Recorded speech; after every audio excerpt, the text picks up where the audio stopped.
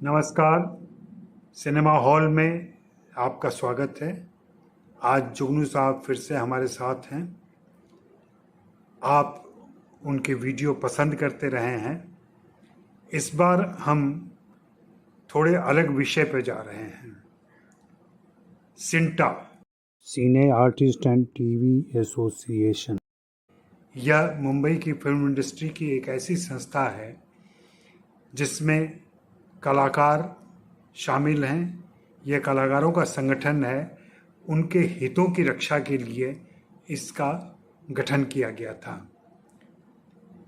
जुगनू साहब, आप पिछले कई दशक से हिंदी फिल्म इंडस्ट्री में सक्रिय हैं। क्या कभी सिंटा के आप सदस्य रहे या सिंटा से जुड़े, और सिंटा की गतिविधियों को आप कैसे देखते हैं? सिनेमा हॉल के दर्शकों, जुगनू का नमस्कार। हमेशा की तरह मैं आपके सामने उपस्थित हुआ हूँ, कुछ खट्टी, कुछ मीठी, कुछ अच्छी, कुछ पुरानी और कुछ नई बातें करने के लिए। अजय जी ने बहुत अच्छा एक नया टॉपिक मुझे दिया है। उस टॉपिक का करंट टॉपिक ये है कि कल ही हमारी सिंटा की इलेक्शन है, और इस इलेक्शन के मौके पे अजय जी ने मुझे यही क्वेश्चन अपने दिल से पूछ लिया। ये बहुत बड़ी बात है। मैं आपको कुछ पीछे लेके जाना चाहता हूं। मैं सिंटा का लाइव मेंबर हूं। पहले ये सिंटा नहीं थी, सिने आर्टिस्ट एसोसिएशन, सिने कलाकार जितने भी थे उनकी एक कमेटी थी, उनकी एक एसोसिएशन थी, जो कि 1958 के अंदर बनाई गई थी।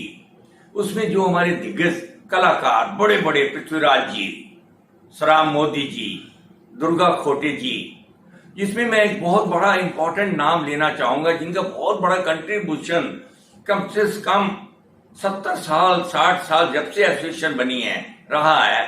चंद्रशेखर साहब अपने जमाने के बड़े हीरो थे, और एसोसिएशन के लिए उन्होंने अपनी जी जान लगा दी। एसोसिएशन को इतनी बुलंदी पे ले आए। हर साल फेमस के टेरेस पे एक मीटिंग होती थी, जिसको सारे कलाकार साल में पिकनिक कहते थे कि आज पिकनिक पे जा रहे हैं। दिलीप साहब, राजपूत साहब, जितने भी स्टार, जितनी भी हीरोइन है, सब उस पिकनिक पे आती थी। और वहां पर माहौल बड़ा, एटमॉस्फेयर बड़ा खुश मिजाज होता था। बढ़िया खाना, लंच होता था, और गाना बजाना। मनमोहन जी बड़े एक्टर थे और बड़े अच्छे सिंगर थे। जगदीश सेठी साहब, के.एन. सिंह साहब, ये सब इकट्ठे होते थे, और ऐसा हंसी मजाक का माहौल बनता था कि लगता था कि हाँ, हम एक जॉइंट फैमिली के अंदर बैठे हुए हैं। क्योंकि हम तो नए थे, तो हमें तो ये वही अपने बुजुर्ग लगते थे, वही हमें बुजुर्ग लगते थे कि हमारे माँ बाप।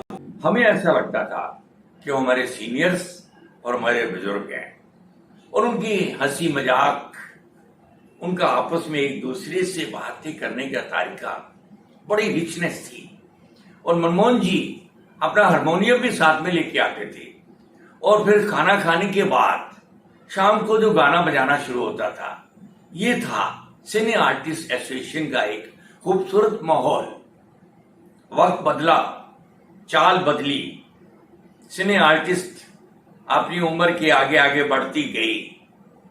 फिर एक नया दौर शुरू हुआ, दूरदर्शन, नए नए चैनल आने शुरू हो गए, टीवी स्टार बन गए, सीरियल बनने शुरू हो गए।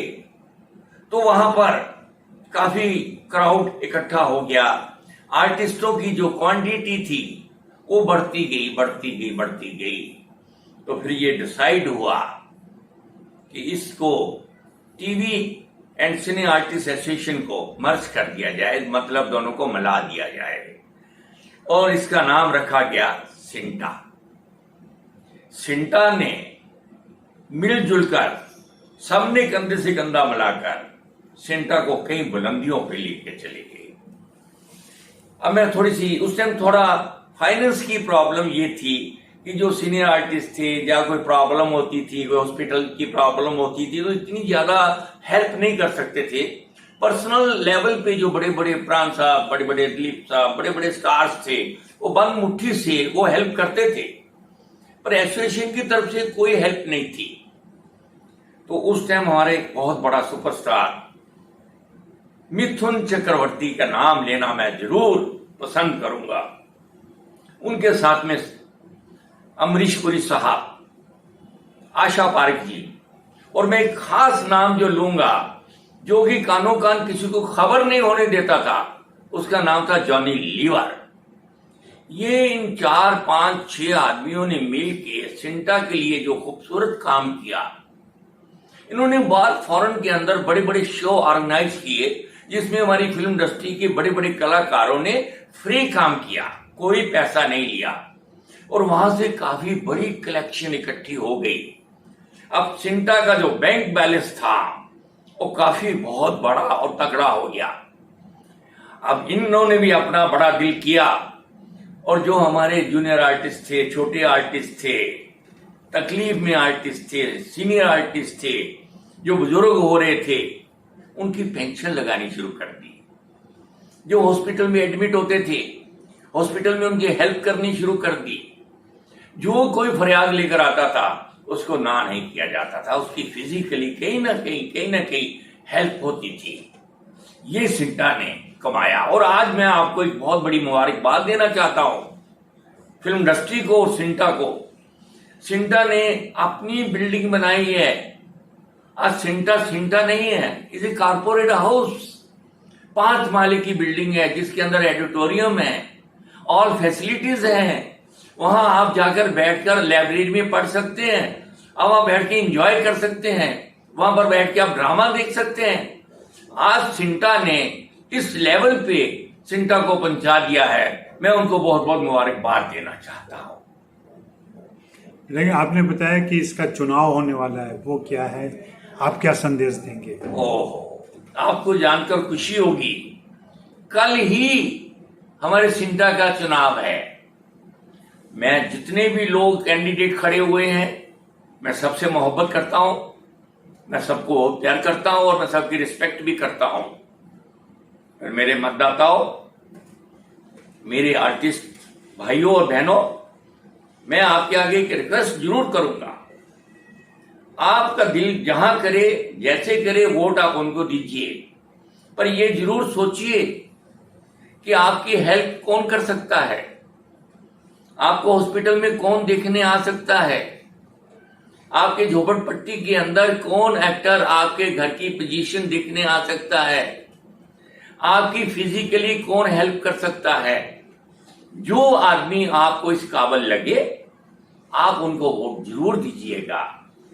मैं भी उन्हीं को वोट दूंगा जो काबिल तारीफ हैं, जिन्होंने पीछे काम किया है वो भी बहुत अच्छा किया है, और जो नई टीम आएगी वो भी बहुत अच्छा काम करेगी, ये मेरी उम्मीद है। और मैं भगवान से प्रार्थना करता हूं जो हमारी सिंटा फले फूले और तरक्की करे, और कई सिंटा की और बिल्डिंगें बने, और सिंटा हमारे जो जूनियर आर्टिस्ट हैं, जो गरीब आर्टिस्ट हैं, जो अफोर्ड नहीं कर रहे आज की डेट में, उनकी भरपूर मदद करे। मैं सिंटा से हाथ जोड़ के ये प्रार्थना करता हूं। मेरी पूरी मुबारकबाद आप सबके साथ है, जीतने वालों के साथ भी है, हारने वालों आप गम नहीं करना, आप फिजिकली मेहनत करके और हेल्प करना, ताकि अगले साल हम आपको भी वोट दे सके। Thank you very much, good luck.